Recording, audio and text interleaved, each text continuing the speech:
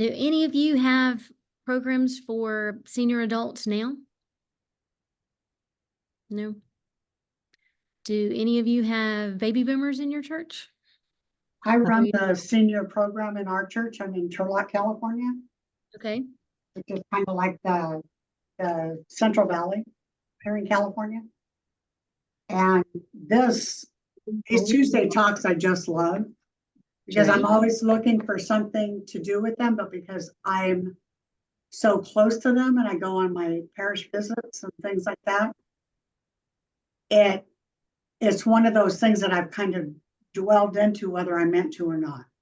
Right. You just never know what God You intended don't. to hear this afternoon.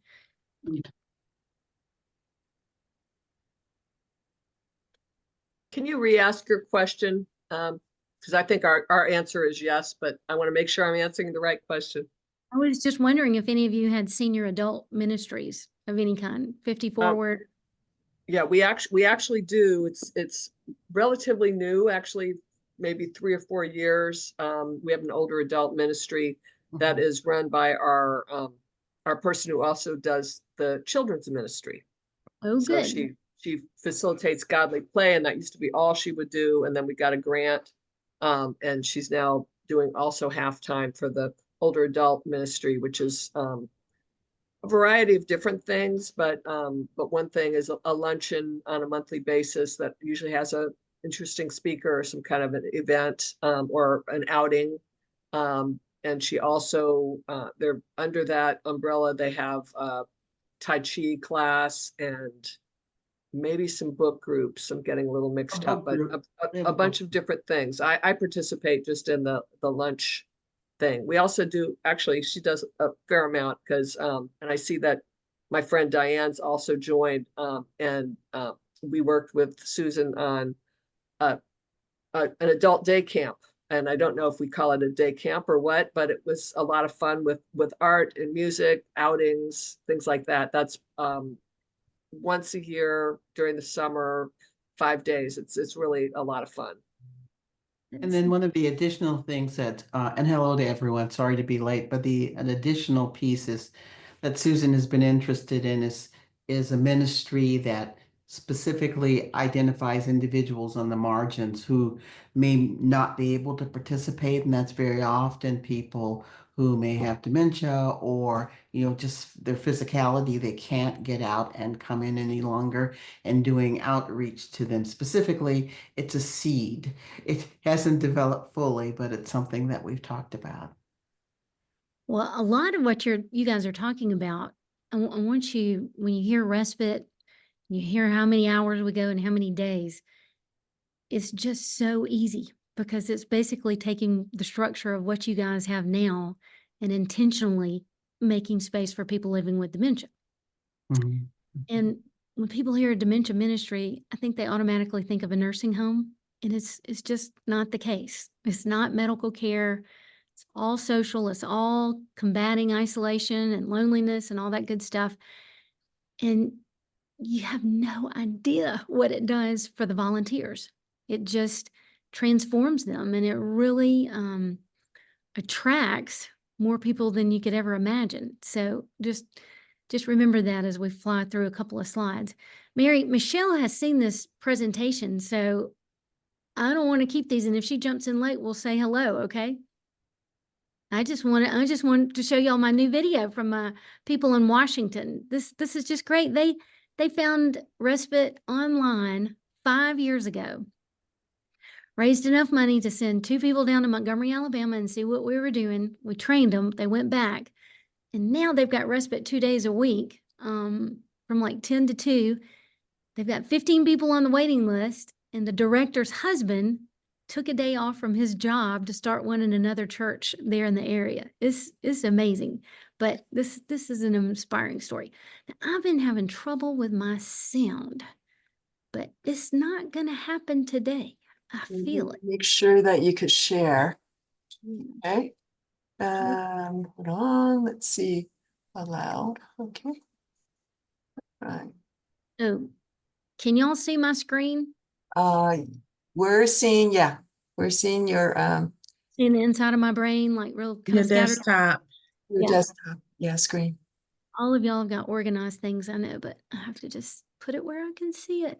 Okay, here we go. So this is just an image I want you guys to carry with you when I talk about respite. Okay, everybody needs a break from something hard. It's the caregiver. But what we found out, the person living with a disease needs a break too. And we need a place of belonging. But I want you to think of your friends and how easy this would be for a group of. Tim's Place Can y'all hear that? Yes. started as a dream. We meet every Tuesday and Thursday at Trinity United Methodist Church in Sequim. We fill our days with games and music and pet therapy, art, and we have lunch together. Even though I believe Tim's Place was started to be a respite for caregivers, the benefit for the participants is amazing. Can't get out of bed in the morning, but when Tim's Place is coming open in that morning, I'm up, I'm out of bed, and I'm ready to go.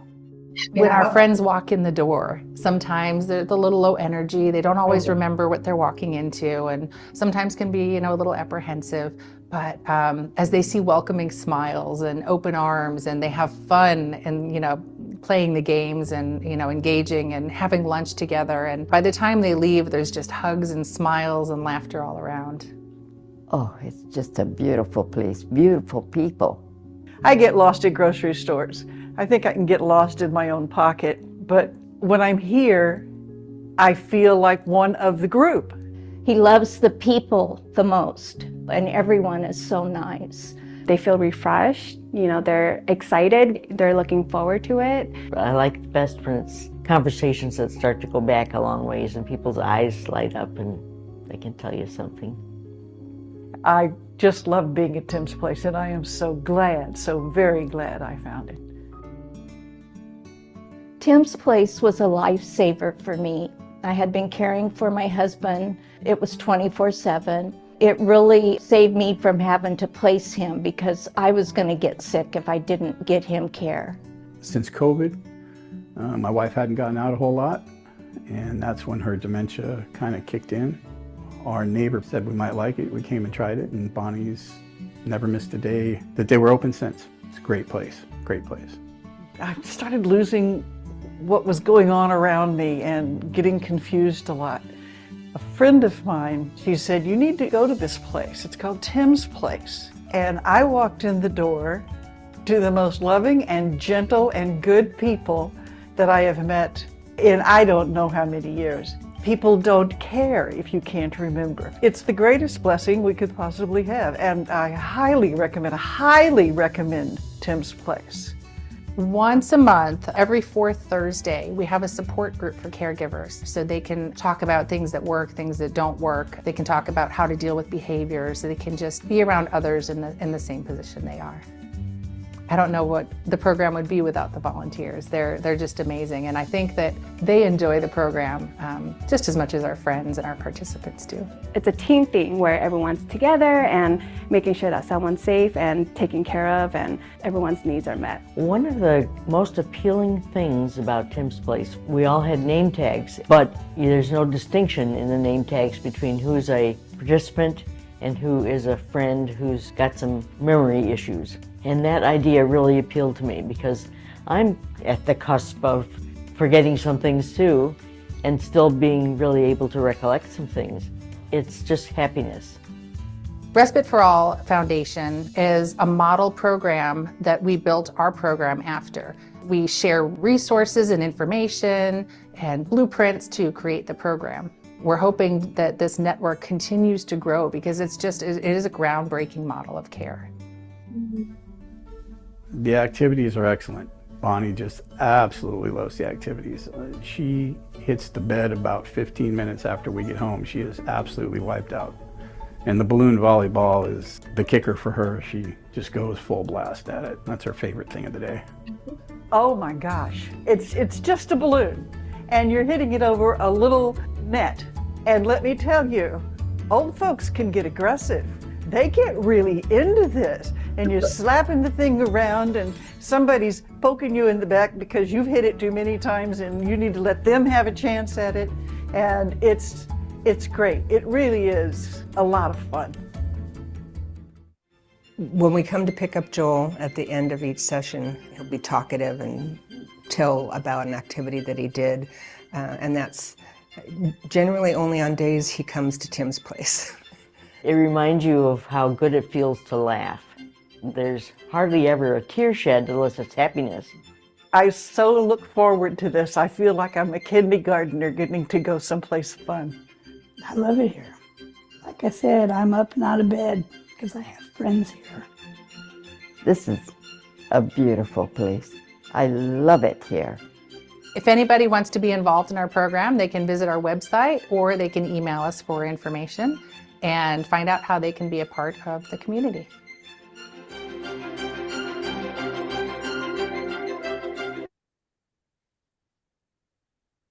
Wasn't that great? Yeah. That's amazing. Thank So, you, Stephanie. I'm just going to throw out a slide or two and see what happens. I'm going to try this. Oh, nope, I'm not. Okay. I'm going to share just, y'all probably saw this in the first presentation, but it'll just be a quick reminder. Let's see, slideshow. And I'm going to fly through. I'll probably skip a few, but you know, when we launched our respite ministry, we invited the top neurologists from UAB to come and give a Thursday night lecture at the church on advances in Alzheimer's. We just wanted to see if there was going to be any interest. And we were thinking there would be 50, crossing my fingers for 75, and over 400 people showed up on a Thursday night at 7 o'clock. And it was not just our church, it was the whole community. So that really let our pastor know that there was a great interest. So we highly recommend community events just to see if there's any interest in dementia ministries, right? But our model really serves the care partner. It gives them a 4-hour break so that wife can go to the doctor's on a Tuesday without her husband in tow. It gives her a break, gives the person with dementia a place to belong. And it gives a volunteer just a respite from monotony, right? I mean, it gives a volunteer something to get up and look forward to and go help somebody. So this is another video, but I'll skip it. But when I'm talking about from 10 to 2, Respite for All is the foundation that took this respite idea. I did it for 10 years in Montgomery, and we had so many people asking how to do it. We started a foundation. But from 10 o'clock to 2 o'clock, we just fill it full of activities. We've got most of it laid out for you. Nobody ever has to reinvent the wheel because we have got scores of activities, scores of ideas, and you make it your own. I don't want to take it over, but I give you plenty of ideas so you can make it your own. But it's hysterical. But you know, pickleball has taken the country. Volleyball, balloon volleyball has taken us, and it is just hysterical how we get into it because we have such a good soundtrack. But what people don't understand is every activity we do is really designed for somebody that can't speak anymore, that has no verbal skills, right? And the things that we do really make it available for them to engage, and they don't have to carry a conversation the whole time. So it's just neat. Everything we have is for purpose. So let's see. Our signature story is about a couple named Jack and Mary. And we had just started respite. I had recruited 14 volunteers. I had 2 participants when we started. We quickly grew to about 4 or 5. And Jack was about 6'4". He had Parkinson's and Alzheimer's. He was pretty rough. He couldn't talk. I didn't know if we were going to be able to keep him. And lo and behold, his wife would not leave him. And we were just like, Mary, you got to go. You got to go. And so a volunteer finally takes her out in the hall 2 weeks later and says, Mary, we got this. Hit the road. Go. Get a break. So she comes back in the room and she says, oh, Jack, I just love you so much. I just love you so much. Please, I'm not deserting you. I am not deserting you. I'll be back at 2:00.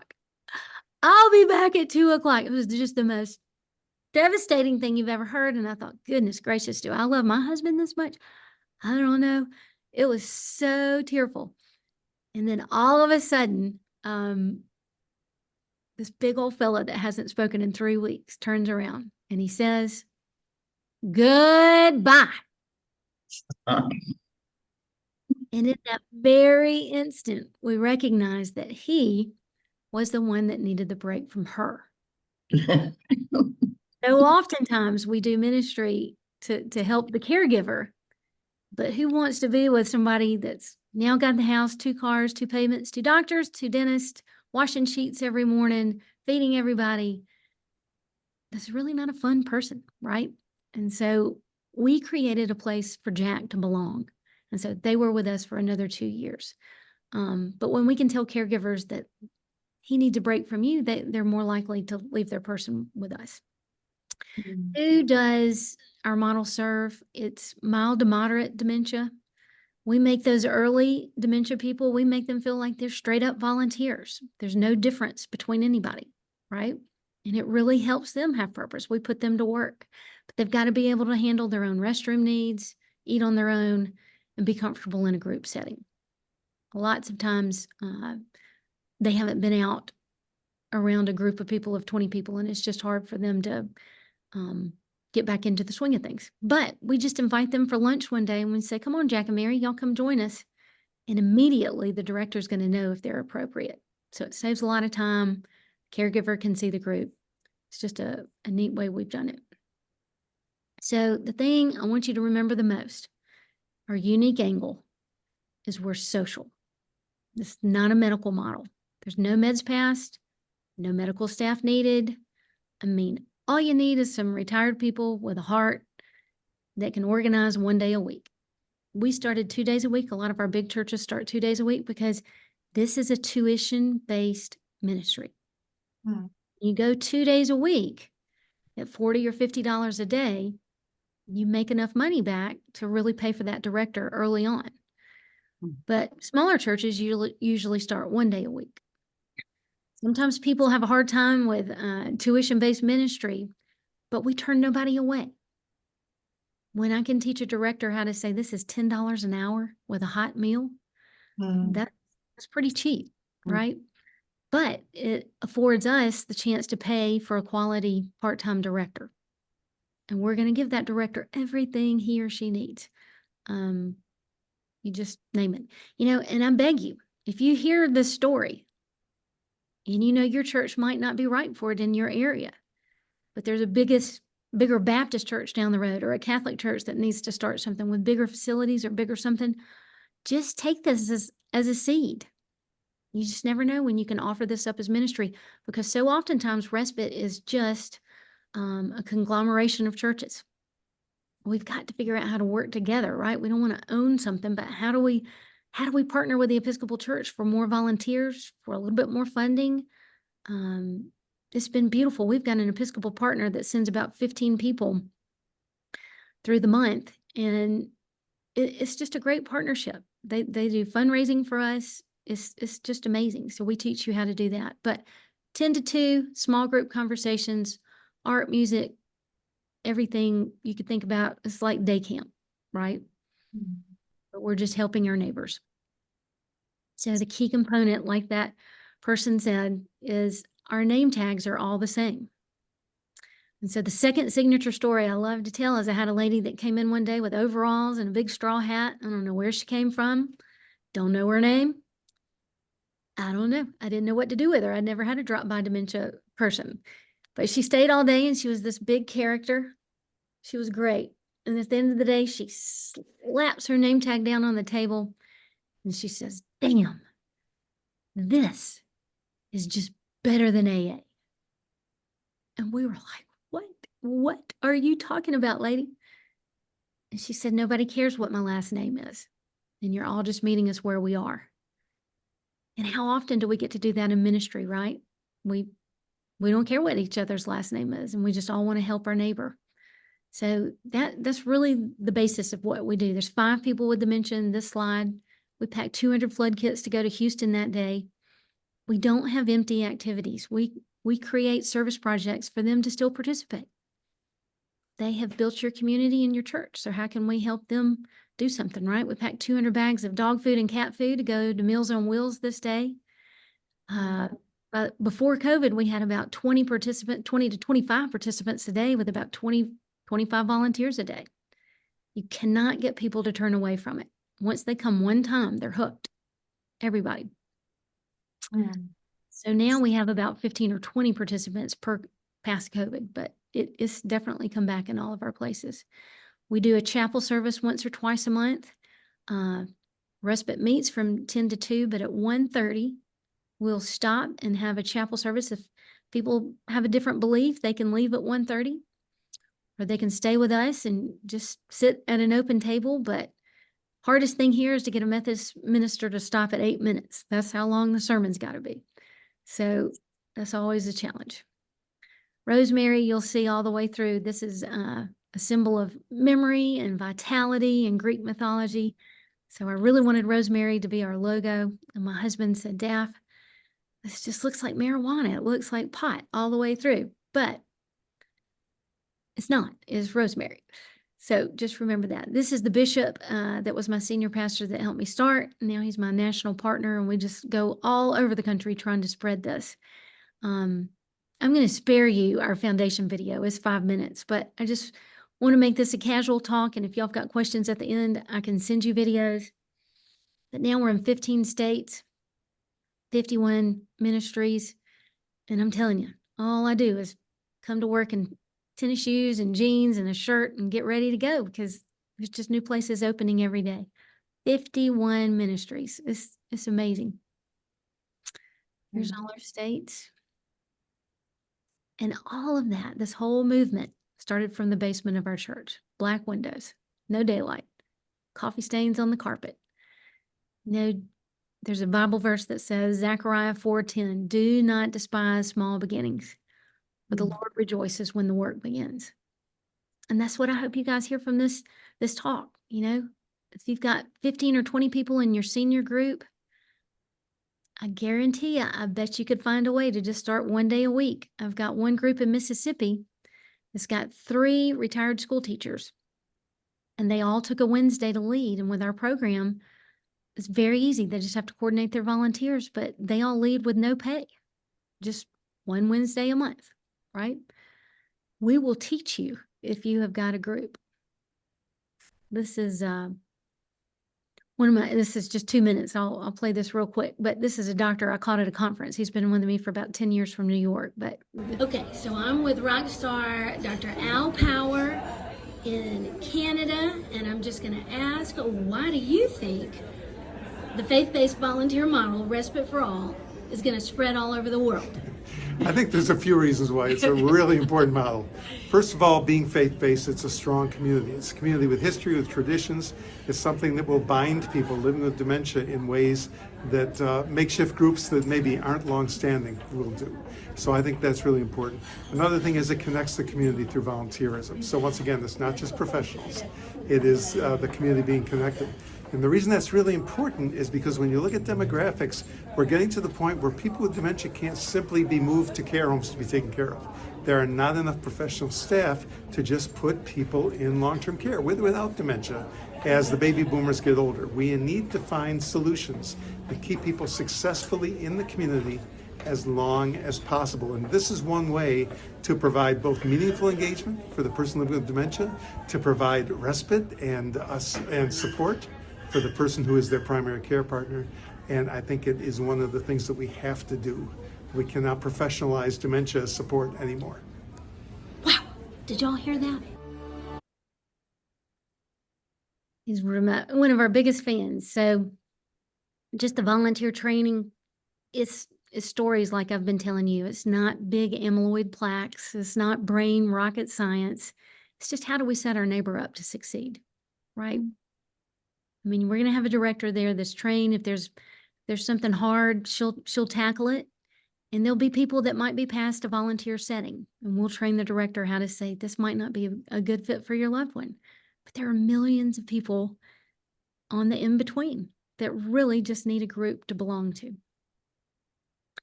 Telling you, we've got scores of volunteers everywhere we go, and it's transformational for everybody.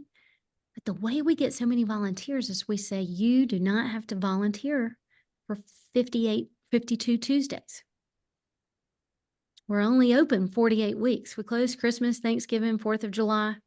But when you tell people they don't have to work every single Tuesday, they're way more apt to come try it just one time. And once they try it, they get hooked. And then they begin to plan their week. So you catch them with a flexible schedule, and then you build this big pool. And you start with like 2 or 3, 4 participants. You don't start with 15 or 20. You just grow with it. So nobody needs to be scared of that. But we tell people you don't have to find your subs. There's just this big pool of people, and we're all going to be there when we need to be. And the director's going to know how to do it. We teach them how to do it. And they recruit their friends. This is just a good slide of the tuition. When you go 2 days a week and you've got 10 people, you can see you can get a significant amount of money back to help try to pay for the director. These people are paying $10, $15, $20, $25, $30 an hour for people to come to their house and sit. And so when we say you can come to the church for 10, it's a pretty good deal, right? And when we say, golly, she's living on Social Security and she's got $600 a month, just like my grandmother did, we say, you know what, it's okay. Come on anyway. No problem. We'll make space. This program is sustainable because we're inside the church. Most of our churches are empty during the week, trying to have good space and have good ministry through the week. So you have a free place to operate when you don't have to pay rent. There's a lot of good things that can happen, right? Insurance is typically covered by the church because this is a social model, not medical. So the cost is really low.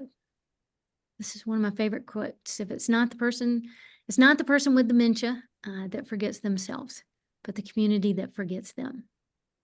And I firmly believe it's the church that can surround these families, right? Who else is going to do it? I really feel like the church is called to lead in this ministry because it's all going to come to us somewhere, right? Is it a mom? Is it a spouse? Is it a neighbor? Is it your favorite teacher? It will come to all of us one day, and it might come to us. It has now come to me with my mother, who volunteered 10 years ago, now still one of the best volunteers, but she's living with vascular dementia. You just never know when we're going to need a group. What it means to be a caregiver. This is my mother in the blue blouse. The lady on the left could not verbally talk. She just jabbered, made no sense for 2 years. And my dear mother was the best volunteer that stayed by Faye's side for 4 hours. They did everything together, right? And it gave my mother purpose to get up in the morning to go help Faye. So there's a lot of in-betweeners. We're all living with something. That's our favorite tagline. Is it wayward children, financial woes, spiritual woes, recovering from diabetes, cancer? Why do we tend to leave people out with memory loss, right?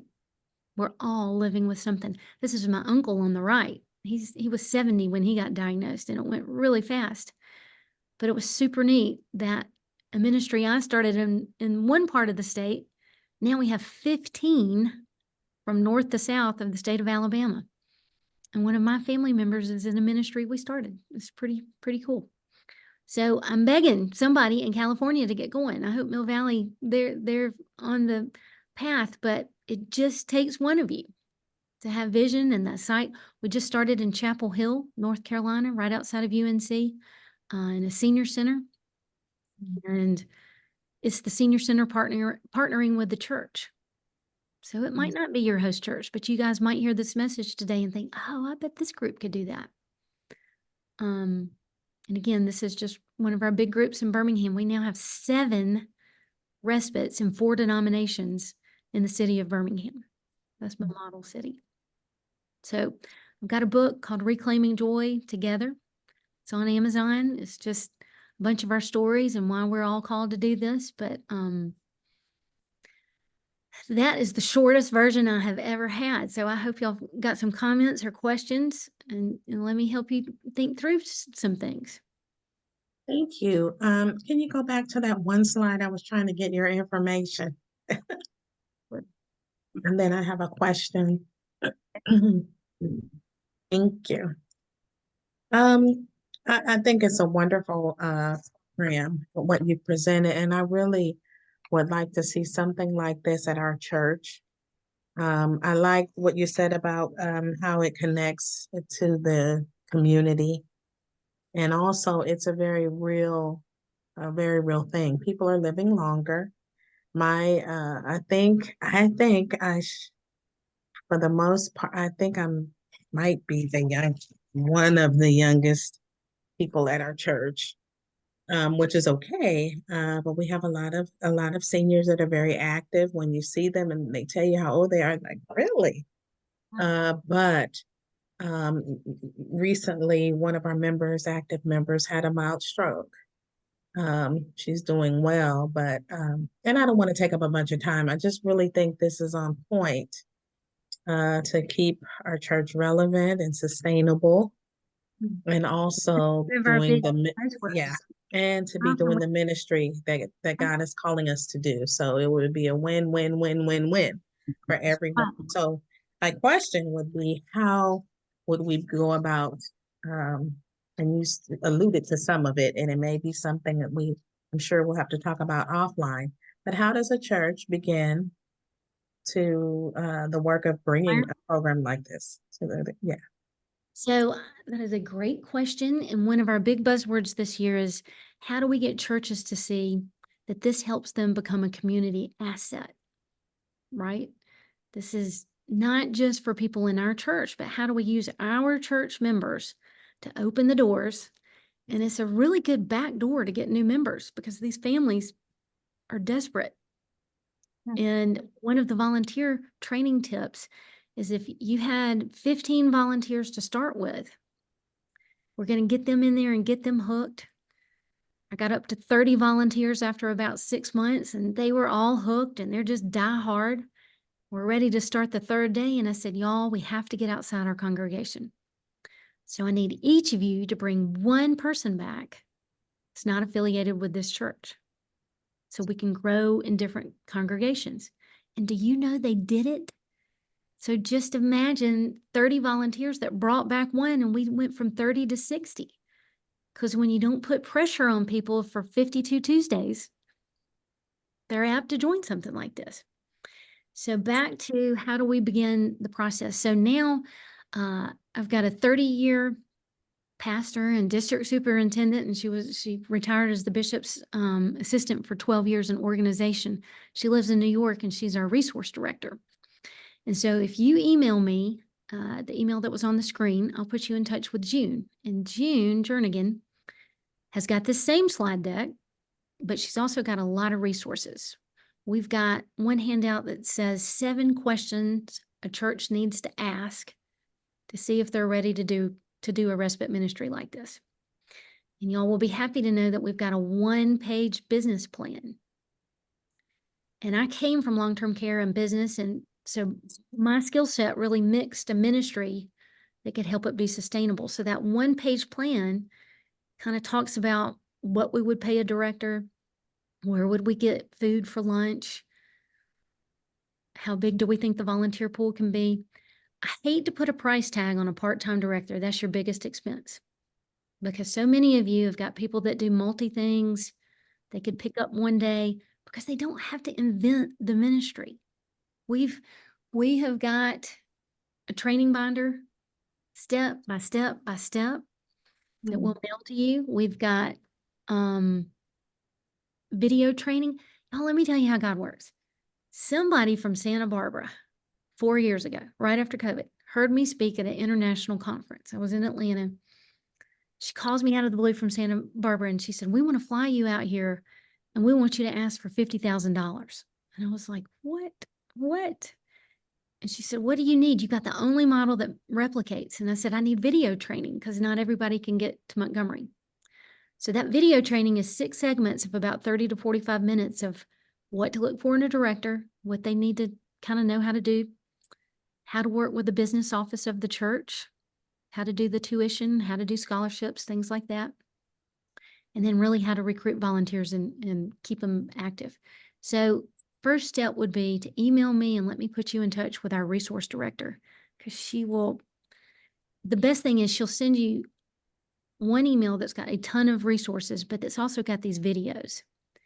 And I think when you can get a vision team in your church, if it's after church Sunday, if it's a Wednesday night fellowship dinner, if it's somewhere casual, and say, let me show you this one video, and let them figure out that it's not nursing home, right? Regular old people. It's just like your mama. If you let them see that, they can say, God, we could do that. We could do that. So first step would be get in touch with June, and then you're going to get some really hardcore resources. Thank you. That was a really good question. Kathy? I have a question also. What do you do about those that need transportation? We just can't do it. Transportation would break this model. And me coming from long-term care, I knew that we would have to pay for dementia training for a driver. When the driver is sick, find another dementia trained driver, pay for the insurance on the bus. Just can't serve everybody in a volunteer ministry. And so we really have to leave it up to the families. But good question. Well, that's a good way to put it. Yes. You know, when We you just can't do it. when you're just honest with people and say this, you know, we can only make it because we have free space to operate. And, you know, if we had to pay rent and throw a bus in and an insurance and drivers, it just couldn't be ministry, right? That's right. Trish, what you got?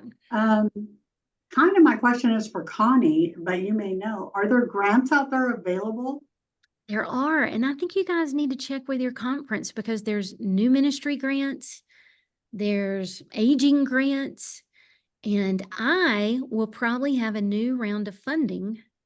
This people from Santa Barbara, we grew and grew. She said, Daphne, we're going to send you $100,000. So you give 10 $10,000 seed grants. Well, what I'm thinking is locally. Yeah, locally you'll be able to get grants. We have a Alzheimer's dementia support group locally. Oh, see, and you would have instant. So I could tap into them. Yeah, and you'd have instant participants. Because let me tell you, I did all this work for 3 months. I did it really for a year for free. I was just so obsessed with it. I thought, we've got to have it. We've got to have it. So for a year, there were 3 in the Southeast, and I went to all 3. I made our ministry just like I wanted to make it. And I did all that marketing. I was out there talking to Rotary and Kiwanis and everybody, and I didn't have a video. And on the week of the training, I didn't have anybody signed up to volunteer until the day before the training. And then I had to fight tooth and nail to get 2 starting participants. This whole thing started with 2 people. So you really have to find that source and be patient to get your first participants. And in our volunteer training, let me tell you the other secret. So many times programs like this have good intentions. They train their volunteers. They don't realize how hard it's going to be to get those first participants. But in our volunteer training, we talk about how we have to volunteer up. It's a new model of volunteering. It's not one-on-one. It's not me with Mary and Gail with Marie. It's not 2 participants with 2 volunteers for 4 hours. Oh my gosh, we would pull our hair out, right? We talk about how we have to volunteer up, and we need 10 volunteers for 2 participants. And people say, what? What are you talking about? But when you show that volleyball does not work, when you show that the tunnel of love doesn't work, when you show that Family Feud doesn't work, when you show that art projects cannot work if you have 2 and 2, then suddenly you've got all these aging people in your church that are looking for purpose. They are addicted. They're ready to come every day. Never be short of money, and you'll never be short of volunteers. I promise you, God will put it in your path. And so my round of funding will be probably March or April, which if this seed plants right now with you guys and you just start asking around, our grant application, if you start 1 day a week, you might be eligible for $5,000. If you start 2 days a week, you might be eligible for 10. through the Respite for All Foundation. But I'm telling you, you're going to find some retired, talented people that are not going to charge you a crazy salary to do this one day a week. Especially, y'all make sure you look at the Respite for All Foundation on Facebook, and you're going to see a ton of ideas and other places that have started and just ideas. And then ask me to join Respite Leaders, and I'll let you in as our private group for people trying to start and our leaders. But we show you how to advertise for volunteers. We show you how to do the community events, how to do the activities. So ask to be a part of those. But you will find local funding with your Alzheimer's Association. And I really think the conference has got new ministry money. Yes, Gail. How do you handle the concept of charging for something when we're a nonprofit organization in the church? Our church has a problem with not allowing people to use the facilities unless they're nonprofit. So how do you do the bookkeeping on that? So that's a good question. In our church, we had a pre-K. We actually had two pre-K. We had a pre-K and then we had an all day from 7:30 to 5:30. And both of them were ministries of the church. So Respite started as a ministry of the church. We did not start as a 501c3. We just came up under the umbrella of the church. And because it was social, because we had 3-hour volunteer training, because we did background checks on everybody, insurance really didn't go up on the church. And when we talk to caregivers and we talk to SBR or trustees, we're saying to have a quality program that's sustainable. You can't build a dementia ministry and expect the church to just pay for it. Caregivers don't expect that. I mean, it would be almost ridiculous, right? Mm-hmm.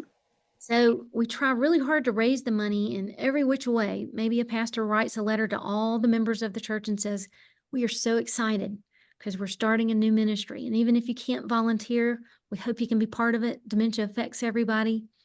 You know, if you feel inclined to give, that'd be great. You'll be amazed. People will be generous because they've been touched by dementia. But when you offer that a quality, sustainable program has to have some buy-in. We need these families to buy in, right? I'm almost certain that the 50 we've started, maybe 2 don't charge tuition. The one in Mississippi does not charge.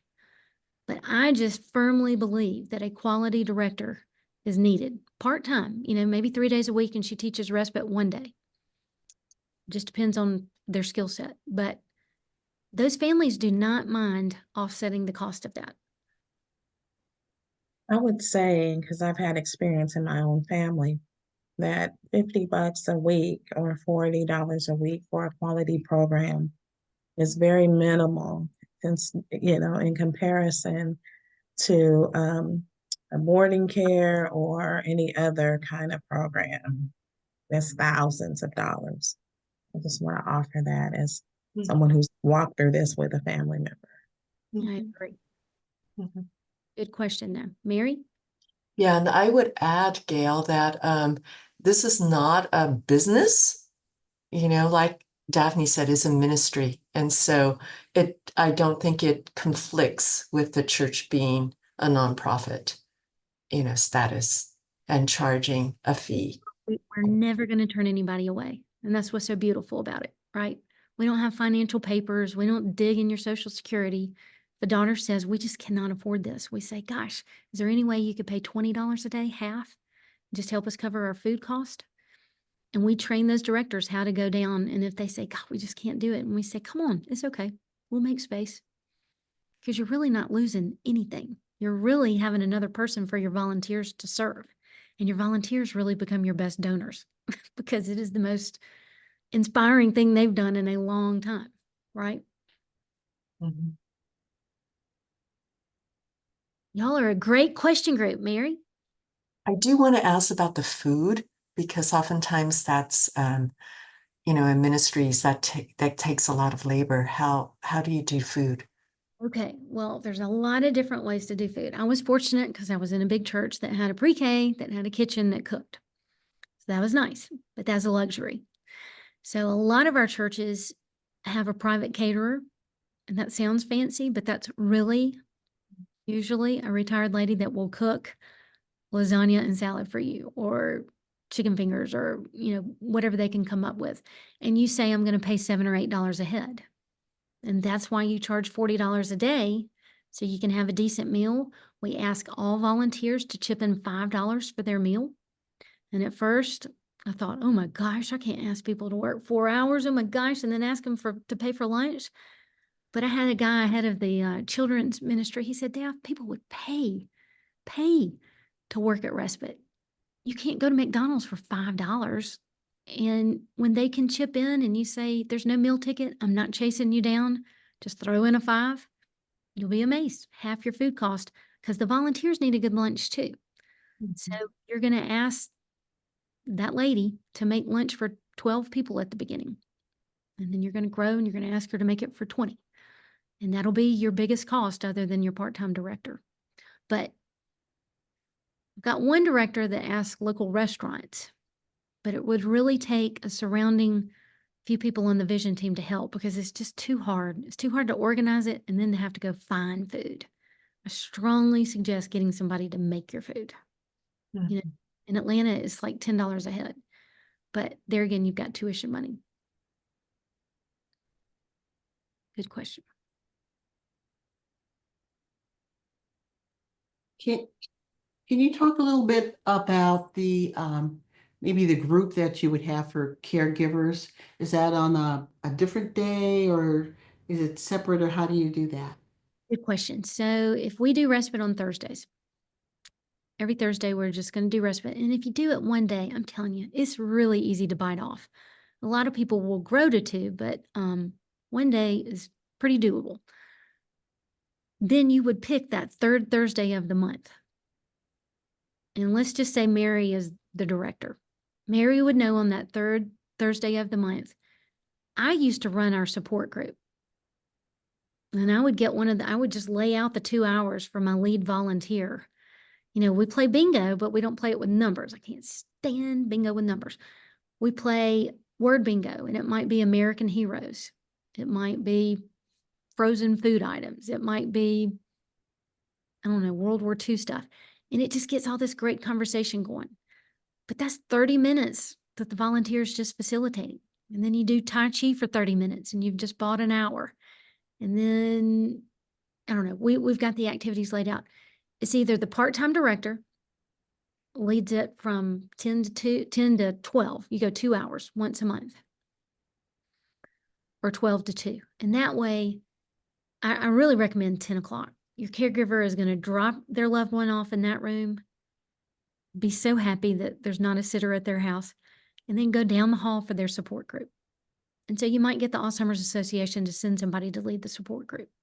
But it's a really great treat to be able for them to drop them off down the hall and then go down. That makes sense. And it's not rocket science. Oh my goodness. It is holding these people. And we give you a ton of 3 to 5 minute clips. Teepa Snow is a big dementia name, but we give you dementia education that you guys can share, because I don't want them just to fall apart for 2 hours. I want them to learn something so they can move forward, right? So the first 20 minutes is usually education, and then we just share. Not rocket science. Yes. There's such a stigma about Alzheimer's and dementia.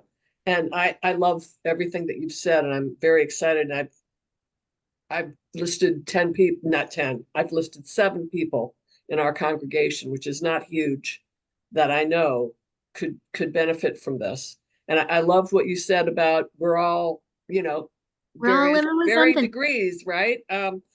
But I would be, are these people going to be embarrassed or ashamed to come to this, or to say that they're participating in this? Really part of the beauty of it. We're going to train your director, who you give to me, to say, Betty, when you bring Joe, just don't even talk about it. Just tell him he's coming to the church. We're going to have a big retiree luncheon. Got veterans there. We give them some words. They typically really do not understand the concept. We have to train the caregiver not to talk about it. before because they want to. But yes, a lot of it is getting the caregiver to take the first step to come out in public.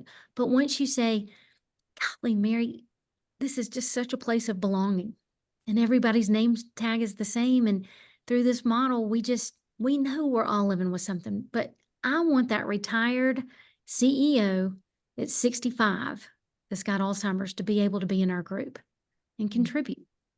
When we can teach words like, I want Eddie to be able to contribute, right? It just, I don't know, it gives that caregiver a little bit more pride than something like a babysitting service, right? So, And what about single people? if In other words, they don't have a caregiver. yeah, if they can get there, they need us more than anybody. We've had just a few of those because it's hard for them to get to us, but absolutely, they need us more than most. Mhm. Okay, great. Thank you. Welcome.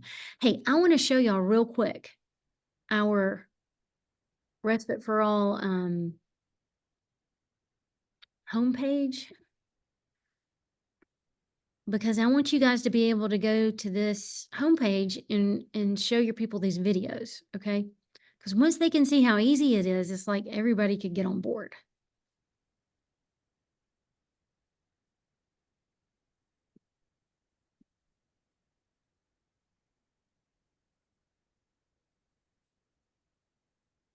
Okay, so it's respiteforall.org, right?